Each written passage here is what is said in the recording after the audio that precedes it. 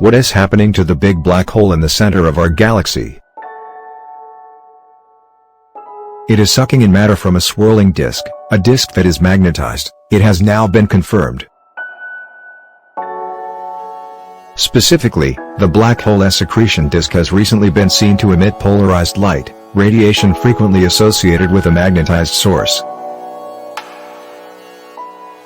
Pictured here is a close-up of Sgr A, our galaxy's central black hole, taken by radio telescopes around the world participating in the Event Horizon Telescope (EHT) collaboration.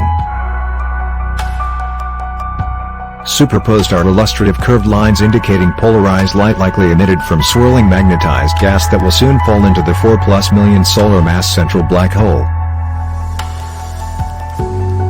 The central part of this image is likely dark because little light-emitting gas is visible between us and the dark event horizon of the black hole.